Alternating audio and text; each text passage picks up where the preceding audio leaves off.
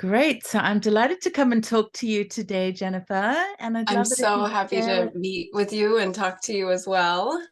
Thank I'll just go, you. I can introduce myself really quick and then Great. you can tell me a little bit about yourself. My name is Jennifer Blau. I am in the Master's in Counseling program at St. Mary's and studying school counseling and marriage and family therapy. And I'm in a human sexuality class right now in Jan term, and one of the assignments is to interview a sex expert and learn a little bit about some of the things that you do in your field.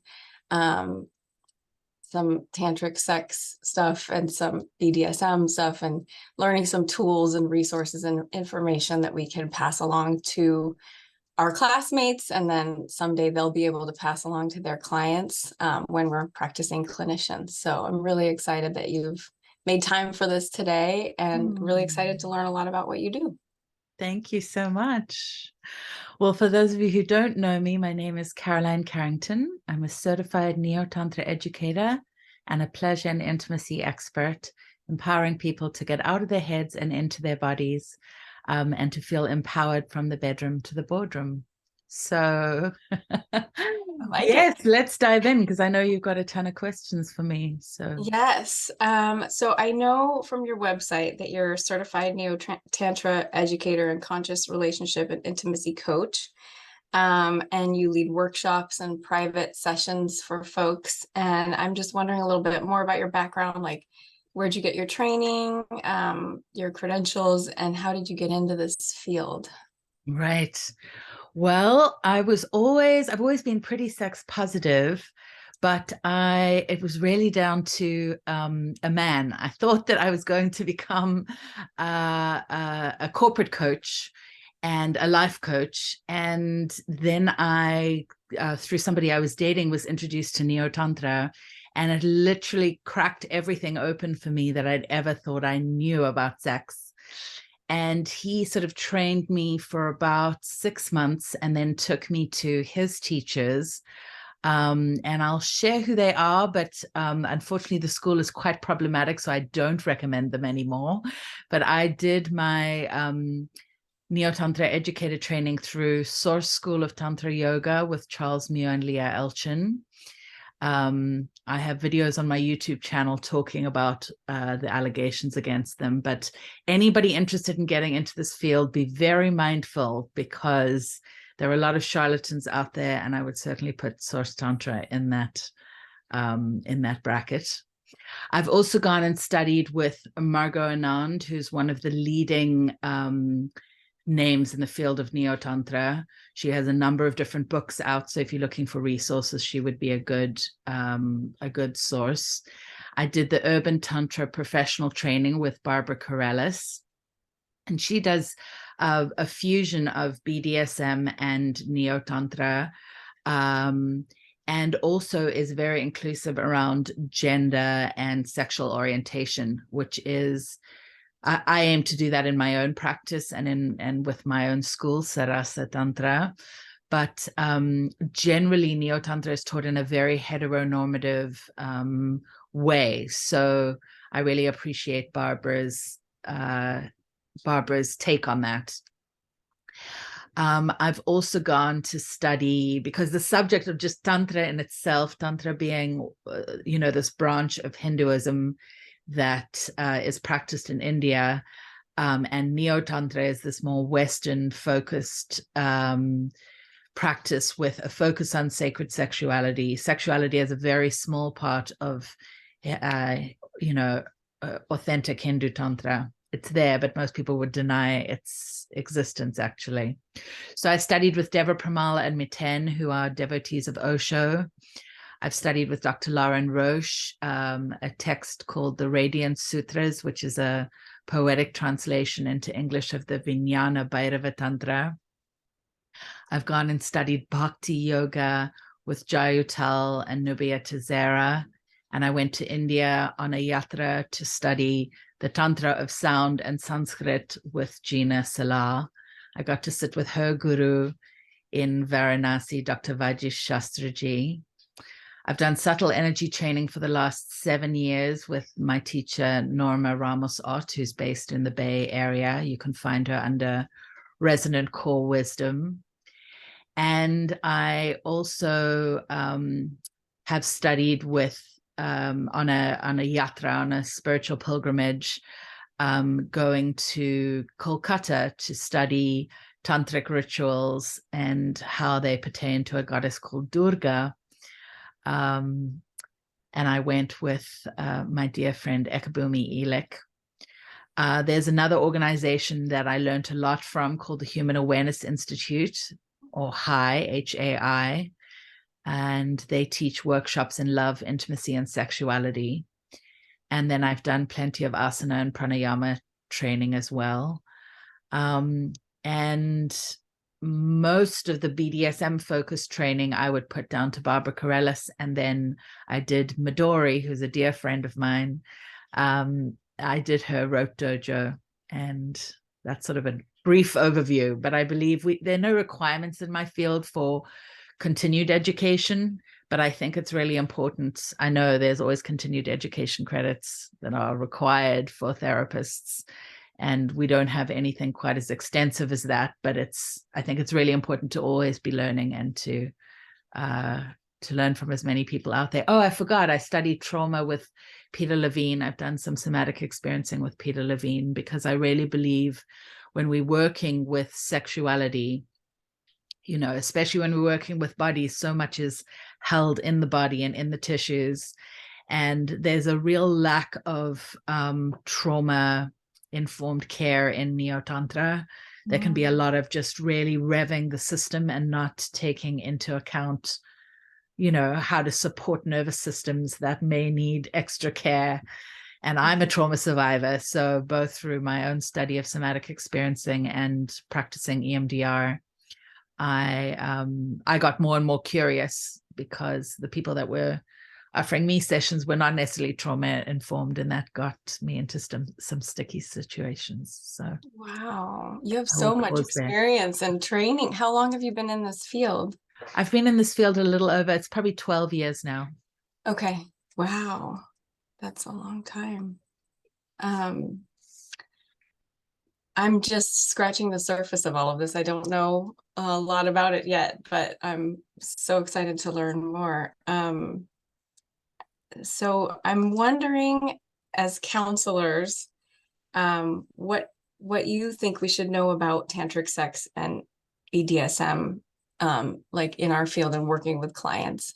Right. I think I'll approach the BDSM first. So for those who don't know, BDSM stands for bondage, domination, sadomasochism, which sounds really scary. Basically, it has a lot to do with people that are playing with power dynamics and power exchanges like dominance and submission, or role playing, or could include simple bondage, like that could include things like scarves or blindfolds or something very simple. So the name sounds scarier than it actually is. I tend to incorporate it into my NeoTantra work because it works a lot with energy, and the different power structures actually work quite well. And I bring a lot of devotion in. We'll talk about that later when you come to my events. But firstly, I think the main thing for clinicians to know about BDSM is that it is not abuse, provided it's consensual. As long as two adults are consenting to it, it can be a very healthy addition and can really generate some beautiful fantasy life for people. And we were talking a little before this just about how important it is for long-term relationships to have that spark. It can really bring about a lovely deepening of connection and a sort of, I don't want to say it's all formulaic, but if in the BDSM scene, they call it doing a scene. It's when you would have an exploration together. Right. And in that, there's already pre-negotiated rules of engagement. There's safe words. There are ways you can be communicating even though you're in or you can be in a particular dynamic. So just because somebody has bruises or just because somebody is being hit, It doesn't necessarily mean that that's a bad thing. It could be like, most people have at least heard of getting spanked by somebody. I remember the first time it happened to me, I was like totally shocked. I wasn't expecting it. It wasn't pre-negotiated, but I was like, oh yeah, no, I actually like that. So I'd actually recommend that clinicians give it a try. They don't have to do like hardcore bondage suspension, rope suspension scenes, but if you just try, even with a colleague or something, just taking one of the senses away by using a blindfold and noticing what happens, because all the senses, of course, get heightened by that. So yeah, I would say try it before you knock it. And then in terms of NeoTantra, and because I practice both classical Tantra and Western style Tantra, I delineate, calling it NeoTantra, to make sure I'm not appropriating. Yeah, in NeoTantra, I'd say the most important thing to be aware of is that there isn't a regulating body. And so there's a lot of charlatans out there, unfortunately. So I would really advise people, firstly, if any practitioner is offering to have like intercourse with a client, I would run in the other direction. If people are offering free sessions, I would also look at that with great caution. And I actually have a blog on my website, which I can point you to, if you like, about how to find a NeoTantra teacher that you can trust. And it came out of seeing so many instances where people ended up feeling abused, or I was very involved in advocacy around Source Tantra because of the allegations of rape and abuse at the schools. So I just want people to be safe, because the gems of this can be really, really amazing. But you do have to be careful who you end up working with. And I'm sure there's a ton on the other side of that coin. There's probably a ton of ethical practitioners like yourself, but the bad ones get the attention probably. Yes. So yes. But so when somebody says they're exploring NeoTantra or they want to explore NeoTantra, really make sure that the person does have some actual training, that it's not just some made up, I've walked into lots of rooms where there's nothing energetic happening, and there's no breath work, and there's no foundation in culture, or people are just not trauma informed, which I think can be a huge lacking. Right. The people that we serve as professionals in these fields are coming to us in like a vulnerable position. So you want to like really do your best to do the right things by them, Right. That's good advice for people that are going out there, and kind of like me, I wouldn't know the first thing about where to begin. I just got very lucky. We happened to have a mutual friend that introduced us. So I knew that you were, really good at what you do. And yeah, so really glad to make this connection. This is kind of a strange one, but I like to ask people this, like, what is your favorite part of the work you do? Probably my most rewarding thing is when I see the impact it has on people's lives. And that can happen. I run retreats and I run workshops, and then I also work privately with people, and just hearing the feedback, like they'll be like, I never knew this was possible, or I had no idea that I could discover new levels of intimacy with my partner that I've been with for 25 years. Yeah, or introducing people to such mind-blowing pleasure that they didn't know that was possible. For me, that's the most rewarding thing. That's a big part of why I do this work. It had a huge impact on my own life, and because of the freedom that I was feeling, I wanted to go out there and support others in learning too. That's amazing. It's like a gift to give to others that you received. Right. And we were talking a little bit before we started recording this, just about, well, we didn't actually talk about the parameters, but I looked at becoming an MFT actually for a while. And one of the other reasons that I didn't do it, aside from the long hours that you have to put in on the back end, but was because, you can hug a client and potentially you can hand them a box of tissues, but you're very restricted, and there are reasons for that. That's a good thing in some ways, but in in terms of touching people, it's very edgy in the world of therapy to offer too much touch, and there are very specific regulations. Whereas in the field of NeoTantra, I have the whole body that I can work with, and I'm very passionate about consent, but it's really powerful. Instead of just being able to talk about somebody having a challenge in their sexual exploration, to actually allow them to feel that somatically, and then to have an empowered experience in the body.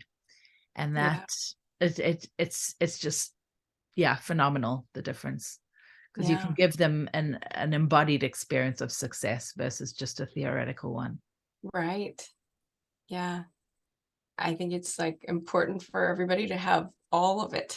In the best of all possible worlds. Like, Right. Well, often I can work in therapy and conjunction. sex therapy and Right. But so to work in conjunction with therapists is often, because I can do things they can't. And obviously therapists can do yes, things I don't have the training in.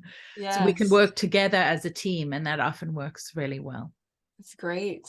That's so great. Um, and then I I'm guessing on this one, I'm wondering about the demographic of your clients, and I think you work with both individuals and couples, right? Yeah, so I like to work with individuals and couples. When I work with couples in my private sessions, I actually invite, it's my strong recommendation that I work with each person in the pair individually first, just to, because I can safe put them into advanced practices and back out again. But then I have a good sense of what's really happening for the couple and the dynamic, because otherwise they can hide in the session a little bit when I bring the two of them together. So I get a good sense of what's going on. And then that can really inform the work that we do together as a couple. And I'm happy to honor any boundaries that they have in their relationship, but I invite them to each come and see me individually first. And in terms of demographic, in my group work, I would say the average age is 35 to 55.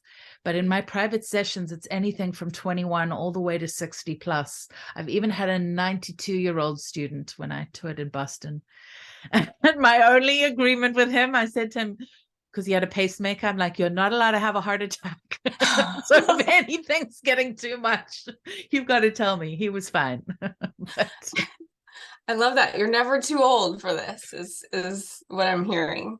well, we all need to feel touched and loved and appreciated. And he really gave me a wonderful insight, because he shared with me, he's like, old people need to be touched, and nobody wants to touch us anymore, unless it's in a clinical way. And he had lost his wife years before, and he was like, this is like a breath of fresh air.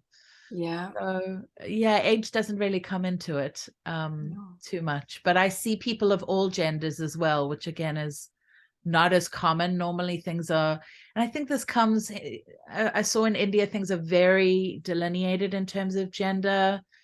So maybe that's where it comes from, but there's such a heteronormative bias in the Neo-Tantra world as well. And I just think everybody needs these tools and these skills. So I just make it open to all people of all genders and all sexual orientations. Yeah. But I'd say most of my demographic is heteronormative. Okay. Yeah. I think we're all sexual beings, regardless of our age and race, gender, and all of those things. So absolutely.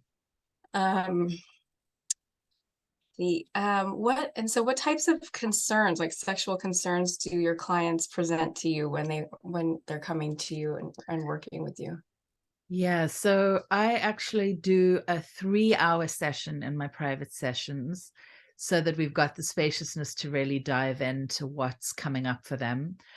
I work a lot with sexual empowerment, which can come out of all of my sessions. And I deal with, when I'm dealing with people with penises, conquering premature ejaculation and erectile dysfunction. I only use the term erectile dysfunction, not because I want to add on any more shame, but that's what most people know that they're coming for. And it's really amazing. Like I have 2 students that have ruined my stats a little bit, because they had challenges from when they were teenagers. But aside from that, I have a 90% success rate in helping people with erectile dysfunction to overcome that. And premature ejaculation, it's a lot about learning and teaching them to slow down. Right. So I sometimes have wives sending their husbands to me for these issues. Or I have couples coming to see me who really want to deepen their intimacy. Perhaps they've had kids, which can often interrupt sexual exploration or make it more challenging because we're all tired or the hormones have changed. And NeoTantra is really great about helping people have tools and techniques to reignite that spark. It's great. It's great. I think so much of what goes on in our sex lives happens in our brains. So it's like in our bodies, and trying to reconnect with things like this, or even just discover something new about yourself, and being in a safe environment to do that. So it's really cool. Let's see. So what types of things do you start with for someone who's new to BDSM or tantric sex? Okay, well, those are two slightly different questions. So I'm going to start, I think, with mostly, I think I should say that aside from my group classes and then sometimes in a private session, I use a very small amount of BDSM in the work that I do. Most of it is focused on NeoTantra. But with BDSM, I would look at things like hair pulling or sensory deprivation, which sounds really intense, but I referenced it already with using a blindfold, say. And where it comes into my private sessions a lot is I sort of set up like I have the person lying down when we move to the hands-on portion of the session. So I set them up in a much more submissive or receptive, maybe that's a better word, but you can think of it as more submissive setting. And then if they are trying to push back on some of my boundaries, then I will engage a much more dominant, energetic to really let them know who is in charge of the session. But that's for the majority of my sessions, that's where I would use BDSM, because I'm not a pro dom, for example. And I know you have some questions coming up about that. What's the difference? Talk about that then. So in terms of NeoTantra, what would I do that would be new? Probably the most important thing to learn, because we're trying to, one of the definitions of NeoTantra is to get out of the head and into the body. And a great way to do that is through pranayama, through the breath work. So I teach breath work right from the get-go. And the 3 keys to NeoTantra are breath, sound, and movement. So I would use exercises first to ground them and then to start helping them shut off the brain. There's a video on my YouTube channel. I tend to like videos more than blogs because it's easier to see people, but called The Complete Breath. And that's one of my favorite things to teach people, because it helps to activate the vagus nerve. It downregulates the nervous system. It helps quieten the mind, and it can also start the energy moving in the body. And a lot of NeoTantra really is energy work. So for people that are new, you've got to start getting those neurons firing and the pathways opening in the nerves. Very cool. Am I speaking enough English and not too much jargon? Yeah, no, I mean, I Okay. have some background in this. So you said vagus nerve. I'm like, yes. Okay, you're like something yes. I know. Check. And so my classmates will appreciate all of this as well. Oh, good. We're learning a lot about a lot of these things in our classes. Well, I know Peter Levine, for example, works with VU. I don't know if are you familiar with somatic experiencing? No. Okay, well, I'm just a big fan of it, and I use elements of it with my students all the time, just even elements of orientation. I'd normally do that before they even step foot in the house, is to just do a short meditation where 5 things you can see, or 5 things you can see, 4 things you can hear, 3 things you can touch, yes, 2 things you can smell, you know, 1 thing you can feel. Yeah. Right. Anyway, just going through the senses. grounding people in the moment, in their environment, like calming down, like being present. Exactly, because most people are running a lot of anxiety in today's modern world. And I see a lot of people in the tech industry, not exclusively, but a lot of people in the tech industry. And in the modern world, this part of the body, the head, is so celebrated. And so people live in their heads and they totally disconnected from the rest of their bodies. So just getting them present in the moment is a really important part. And then I was referencing Peter Levine's VU technique, which is a way to activate the vagus nerve. Well, the Hindus knew this from years ago. So chanting, I incorporate a lot of chanting into my practice. And that could be a simple Om. I'm pretty sure everybody in the Bay Area is familiar with the mantra Om, but there are specific mantras that can activate the different energy centers or chakras in the body. And I work with those a lot because, again, even just as you probably know, humming activates the vagus nerve. So this is just a more fine-tuned way to really start down regulating. Wow. You're such a wealth of knowledge. Like we could do this all day. We could, yeah. Let's see. You kind of went through what a typical session is like. I'm wondering about your Black Diamond Ritual workshop, and I'm wondering if you could tell me a little bit more about that. Sure. If you like, I'm still happy because I haven't really talked about what a typical session looks like. Should we do that? Yeah. Okay.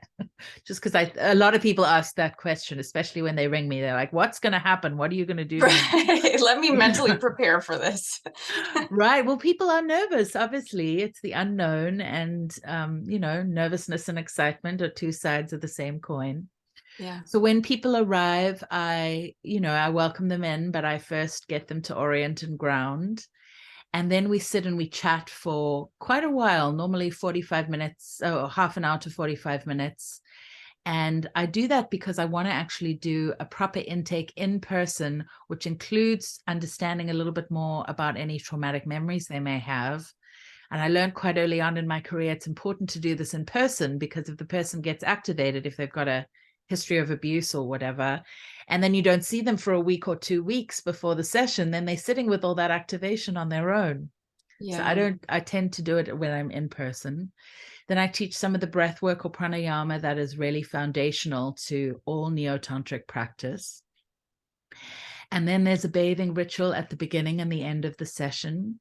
And we spend most of the session then focusing on the template of the body, and we'll discuss boundaries in the session, that both the clients or the students and mine. And then, depending on what they're coming for, then we'll explore. And then at the end, there's plenty of grounding and integration time, and we chat again at the end so that they can really anchor in the big ahas from the session. And then I give homework as well because they've got to practice. Wow. And so those are they last about 3 hours, the first session? I do 3 hours, 2.5 to 3 hour sessions so that we've really got the spaciousness to be with what arises. Because what I was finding, I was trained to do a 90-minute session. And while that's a great business idea, it often gets the person very activated. And then there isn't the space to be with that activation or to actually safe port them back down. So I have a 90-minute offering, but I don't do very, very many of those. Nice. So when people leave, there's closure. They feel like they've learned something and they're not that's just the idea, is not question marks. What's that? They're not just leaving your space with question marks. Like what was Exactly. that all about? Yeah. Exactly. And the idea is that I take my skill and continue to empower the students. So ultimately they don't need me anymore. Yep. Yep. Anyway, and then you had a question about the Black Diamond ritual. Oh, yeah. Yeah. I read about that on your website and I was very curious about it. Wondering if you could describe what one of those workshops is like. It's like, well, I run something called a NeoTantric ritual, which is, again, about 3 hours we explore for, and that takes people through exercises, normally in dyads, where you explore breath, sound, and movement. And we'd also include things like conscious touch using touch as a form of mindfulness or meditation. Mm. And so that's the basis of it. And then the Black Diamond ritual includes elements of sacred kink as well. So I'm using through the lens of devotion or bhakti, helping people find the devotion even in things like submission. So we might use examples of hair pulling, or we might use kneeling. And it's quite a powerful thing just to shift the power dynamic to include kneeling in front of somebody, and then to look up at them with a very loving heart. So in that ritual, I'd also include some spanking and some time for, and I teach all of this so that it's consensual, and I offer alternatives just in case, because I'd have a room of up to 30 people. Oh, so you have to really be watching to make sure that it's, that everybody's safe. Yeah. Yeah. So those are some of the elements that I weave in the Black Diamond ritual. Very cool. Yeah. I mean, I think this is one of the questions that I have for later, but I'll just ask it now. I mean, I think there's some taboo around some of this stuff, or misconceptions. And like, I was doing a little bit of reading about it, and especially the BDSM portion, that, like you said, if it's happening between two consensual adults and there's no harm being done, and it's not what you typically think of as when you hear like S&M or BDSM. Historically, like I think Freud is the one that came up with this idea of S&M. But I didn't know that. I didn't know it was Freud, actually. I think so. Interesting. But it has a history of like this negative connotation or something. But I think what it really is just like the power play or power dynamics and power exchange. And this could be really helpful for couples who are in maybe a traditional marriage for a long time. And like, there's maybe a woman who's not empowered in some way, and she gets to play a different role. So I think that's a really interesting piece. But I was wondering what you would say are some of the misconceptions that clients come in with about BDSM and tantric sex. Wow. Well, I think not realizing that it actually requires a lot of communication. And I think to make any sex better, you have to have good communication. Even just learning, like this is one of the basic things I work on with people, is figuring out how to be able to ask for what you want. So many people, firstly, they don't even know what they want, or they just assume that their partner should be able to read their mind, or they should know. I remember when I was a teenager, you just assumed the person would know, and sort of fumbling around in the dark. But that can continue through to adulthood, and your partner doesn't necessarily know. And I notice when I teach, there's a class I teach on awakening the G-spot and female ejaculation. When I say the woman needs to be giving feedback and sharing a little more to the left, or a little go to the right, a little firmer, a little lighter, like most men are so happy. And I'm now talking in heterosexual dynamics, but they're so happy to just hear, thank goodness you're telling me something. Yeah. It can make the sex so much better if partners are really communicating.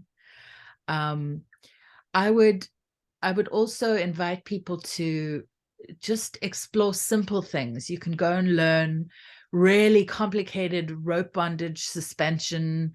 There are plenty of things I can't even do. I can participate in, but I couldn't tie somebody up in a suspension, for example. That's way beyond my skill set.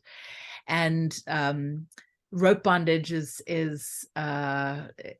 it's wonderful, but it's also very time consuming, because you have to go and learn all these complicated knots and make sure you're not damaging nerves. And so there are classes that you would need to take. You don't just go and get something where you whack on somebody. You want to make sure that you're not going to actually injure them, or and there are lots of classes if people are based in the Bay Area, and because of the pandemic, there's lots more online these days as well. So there are even some free videos on my YouTube channel, a lot talking with a dear colleague of mine who I highly recommend, Midori. She's based in San Francisco.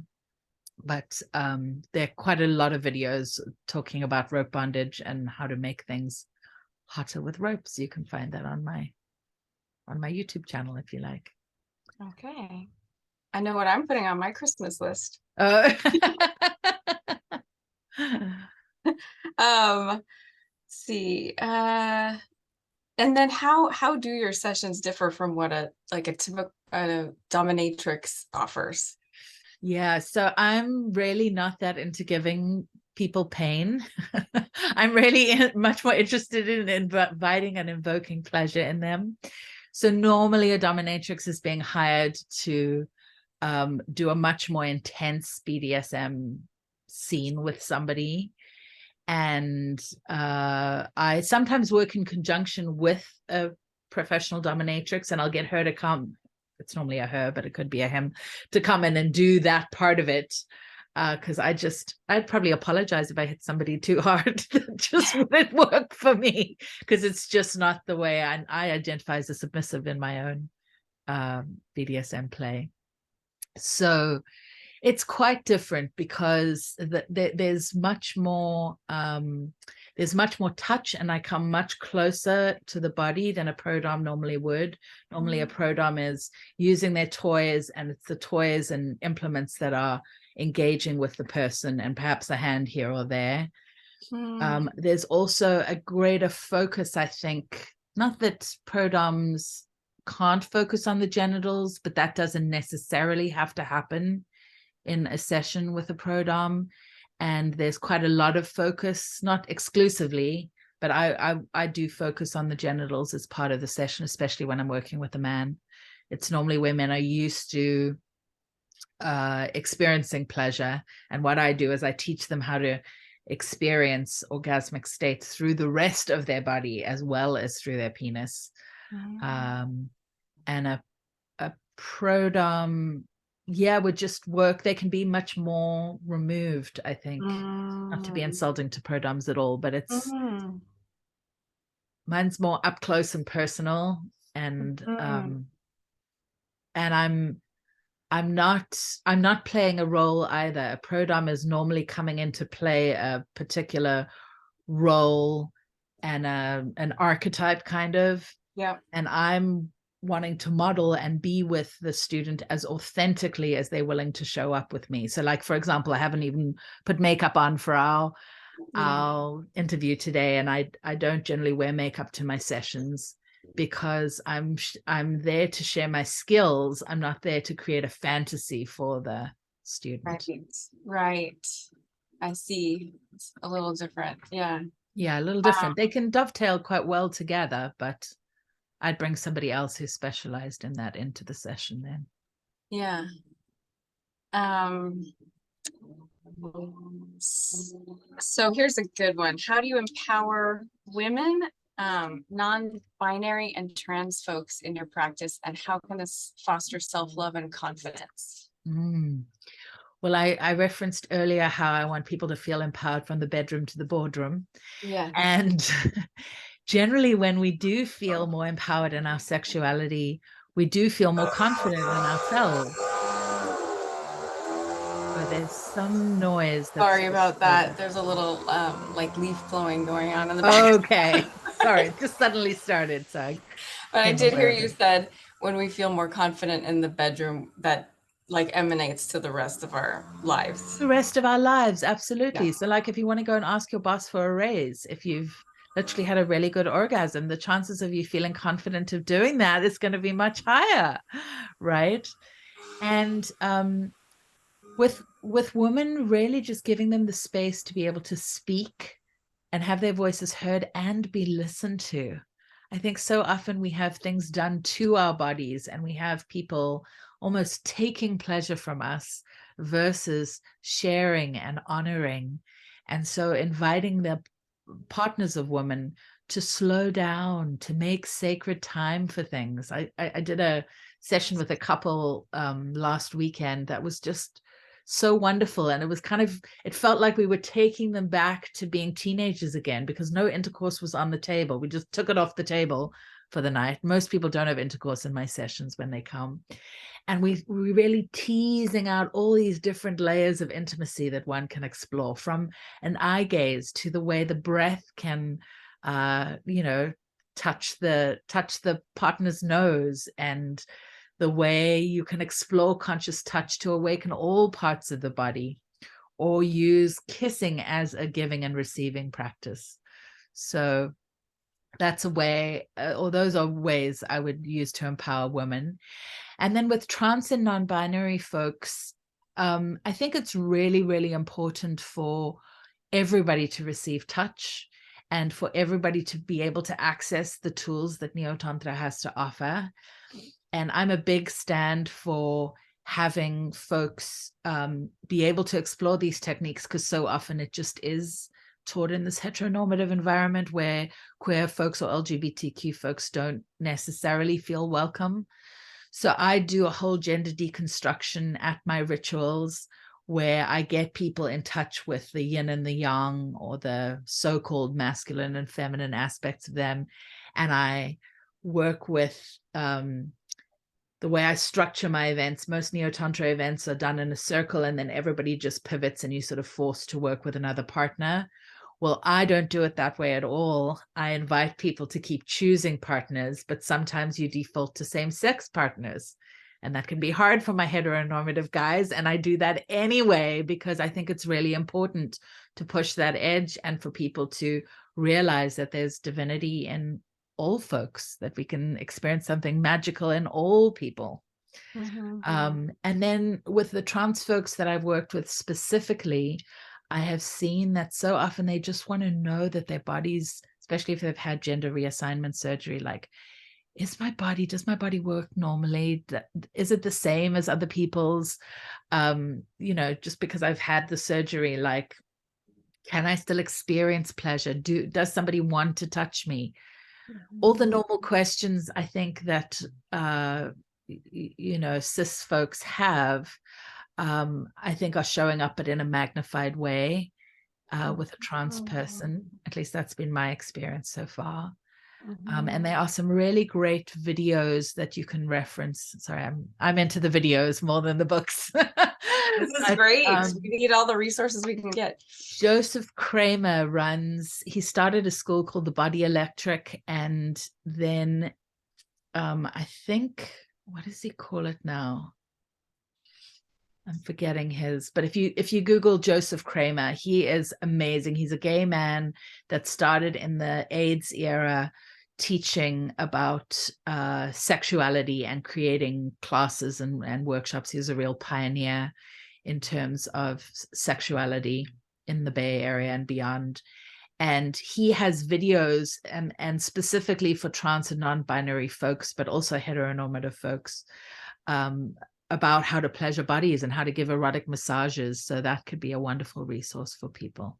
I'm just forgetting the name of his website right now, but if you Google him, we can put it in the comments of the video so that people can find it too. Perfect. Yeah, it sounds like the ideas of everyone wanting love and acceptance and affirmation, they cut across any of these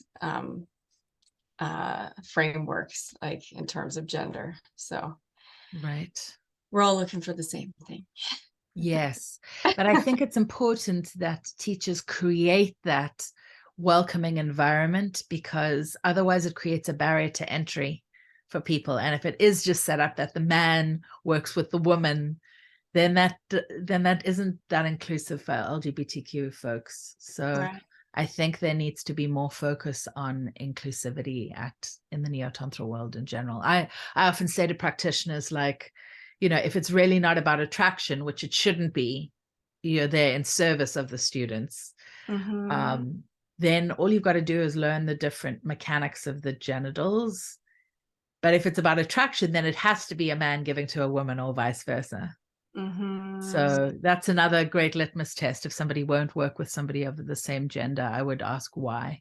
When I train my practitioners, I require them they can choose ultimately what they want to do in their own business, but for the training, they have to learn to give to all bodies. Yeah, that's great.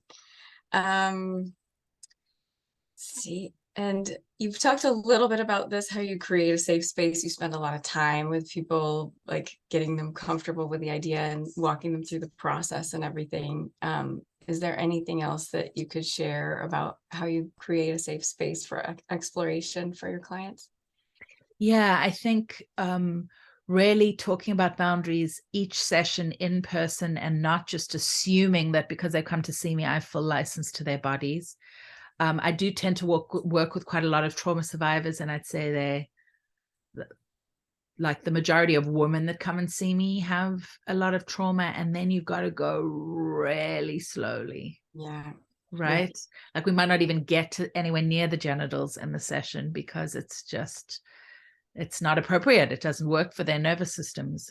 Right. Um, or perhaps we just use holding or stillness. I use stillness a lot, especially when Mhm. touching somebody's G spot. The way I teach it is you go in and you just hold stillness, as Mhm. opposed to what I was trained in was you go in and you really work things away. And that doesn't work for a lot of people. You could build up to that, and Yeah. maybe that can come in time. Right. But at my group events, also having a place, like people don't have to stay in the room the whole time.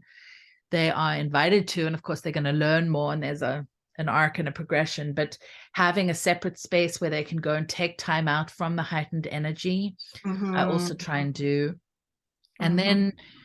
then making sure that I do have some, I'm not a therapist and I'm not a trauma expert, but I do have some training in trauma so that I know what it looks like when somebody disassociates. I know what it looks like right away when they leave their body. And then I'll Mhm. check in and find out what's happening and help them to slow that response down. And then we look at what caused that. And the intake questions I've done around trauma in the beginning of the session as well are going to give me, like I would never do BDSM on somebody who's had, unless they're begging for it, but that's had significant trauma, because that could take them right back to, when they were 5 years old getting spanked by a parent. Right. um Yeah. yeah, so I think a lot of slowing down is the number one thing, and then having safe space for people to be able to leave. And I also have assistants that work with me, so that if I have somebody leave, I can't always leave the room because I'm still teaching, but I'll have somebody go and check on them just to make sure that they're okay. Great. Um, Trying to think. I'm taking so much of your time. Um, you have touched on some of this, like resources. I'm thinking of others in private practice, or I don't know if there are like clinics that you recommend or community resources. You talked about some books and videos, online resources, or are there national organizations for? Yeah, they aren't. That's probably the biggest problem. Well, the Kink Aware Professionals, so KAP, is a list of kink aware professionals, and that could actually be a great resource for therapists, because therapists could be on that list as well. So if they are aware, but you could find lots of resources through that. Okay. The Society of Janus is based in, for those therapists that are actually in the Bay Area, you're in luck because there's so much education. So the Society of Janus organizes classes in person. Um, and I'm not sure about things online right now, but you could certainly find out through them. There's a wonderful book called SM 101. And the name is just escaping me. SM oh yes, Jay Wiseman. It's a wonderful, it's called A Realistic Introduction to SM. But that'd give he's hyper focused on safety. He was an EMT for years as well. But that would give a really great introduction to somebody who was curious about BDSM. Any of the books by Midori has a lot of books on rope bondage specifically. Um, and Midori you could find at, I think it's Firehorse Productions. Ooh. Anyway, just Google Midori and Okay. you will find her. Um, Not the liqueur. Let me just find. Now I'm finding everything but her. Um, anyway, we'll put it in the notes for the interview, because I want people to be able to find it. Planetmidori.com. There we go. And she would be another wonderful resource for clinicians. She's a sexologist and actually does work with a number of clinicians. So I'd recommend her as a great resource for BDSM, also based in San Francisco. Barbara Corellis's book, Urban Tantra, goes into great detail for breathwork practices. And what else would I recommend? Oh, any books by Margot Anand.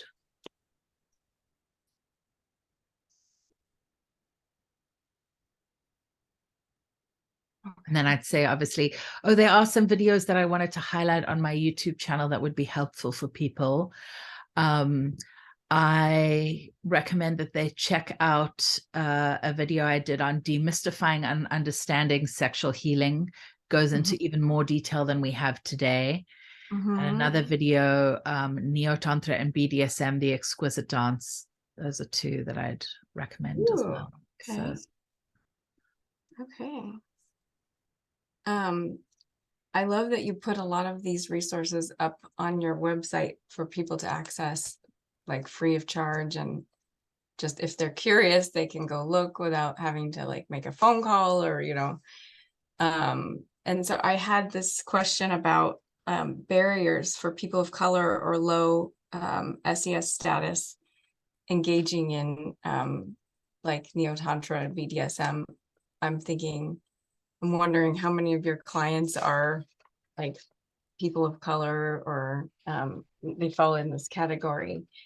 They're more right. Like... So to work privately with a good practitioner is a significant investment of money. I mean, my sessions start at $600 a session. So I appreciate that that's not available to everybody. What I was doing, I'm not currently teaching 3-hour classes because of COVID. So much is still up in the air because of that. Tantra is not that conducive to COVID with when you breathe all over each other, you know. So, but when I'm teaching my rituals, I would always make 2 tickets available for free to Black, or they wouldn't have to be Black, but they were normally Black women, so women of color, to be able to come and, come for free. So that was one way of addressing some of the imbalance socioeconomically. When I did my polishing the penis, mind-blowing techniques of erotic massage classes, then I needed more penises in the room. So then I would offer free tickets to men. And it was kind of heartbreaking, but we had a guy ask us if he could claim one of the free tickets, and he's like, I'm literally like sleeping in my car, can I still come? And we were like, we're happy to have you, we're happy to help you out. So it's really rewarding to be able to give back in ways like that to people. So I like to do it, but people, I do try and be quite generous in terms of my YouTube channel and what I post on Facebook and all of the things, but also, we have to get paid for for our services as well. So yes. And I'm also wondering, like, how much of this stuff is sort of like culturally taboo also, like in some cultures. And I think it's very taboo still in a lot of cultures. I mean, I was brought up in South Africa, and I remember when I first discovered kink, I went to South Africa and I went around the sex shops going, how do I find out about the BDSM scene here? And they're like, oh no, it's all just and this was years ago, but it's all just private parties. You have to be invited, or there was no public anything. And I was used to San Francisco. So it was kind of this big awakening for me. So I think it still is really taboo. And part of my mission is to talk about these things quite normally and comfortably, as if they are normal. Because I think they can be, as long as people are into it. Maybe it's, I'm not into paragliding or bungee jumping or something, so I probably wouldn't go and do that. But there may be people where BDSM is not the right choice for you. But I think it's worth a try. I actually thought for a long time I wouldn't be into it until somebody used a flogger on me. And then I was like, oh, this could be kind of fun. It just opens up new dimensions of your sexual self, I think, and good for everybody. And then this might be my last question. Are there any cultural implications that have come up during your practice in the last few years, and how have you responded to these? It sounded like you kind of mentioned that like classic Tantra is a very specific, rigid way, and you're in the NeoTantra, you're trying to address some of that stuff. So I'm curious about that. Yeah, we could spend an hour just discussing your final questions. I'll try and do it justice in a short amount of time. But yes, one of the big problems with Neo-Tantra, and people are calling it regular Tantra, or people are just calling it Tantra, right? One of the big problems is that there's a lot of cultural appropriation. So part of what I've done to address that is I've changed the words. Like I was using the word puja for my neo-tantric rituals, and I've stopped doing that, and I don't call my work Tantra anymore. I call it Neo-Tantra. So that's one of the ways I've done it. I've also, at my teacher training, I invite a classical tantric expert and scholar to come in and teach my students, so they don't have to be able to teach classical tantra, but they can understand what it looks like and where some of these rituals are coming from to inform the more Western style of neo-tantra that's mostly practiced in the modern world. I also think it's really important to honor source traditions. And, I've been to India. I plan to keep going as time and money allows, but to go back and actually learn from the source traditions, to learn from Indian teachers. And we're actually very blessed, even in the US now, it's so easy to go and learn from authentic teachers. Sorry about that. No worries. So yeah, I think it's actually important to learn. And then, for example, if you are going to teach mantra, which is a very, in classical tantra, they focus on the deities, on the mantras, on the rituals, and they are very prescribed, laid out in tantric texts. Go and learn them. Have you, like most of the neo-tantra teachers have never learned or never even attended a classical tantric ritual.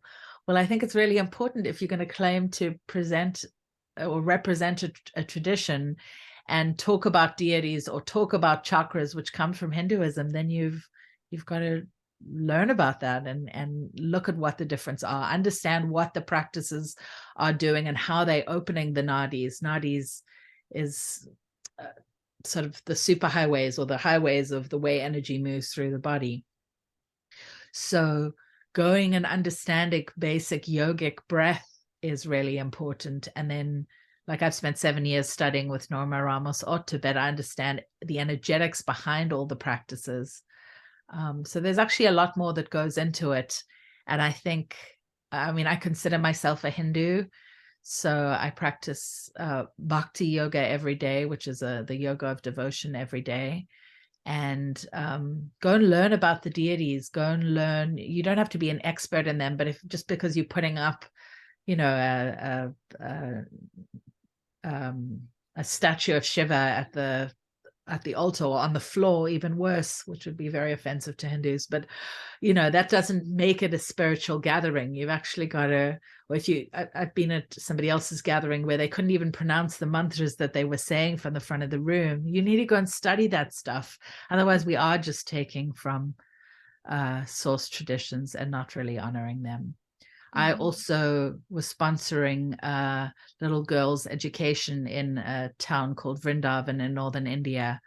I did that for a few years and went out to meet her, so that there was a way that I was giving back to help her get her schooling. So I think there are lots of ways actually for us Westerners to give back.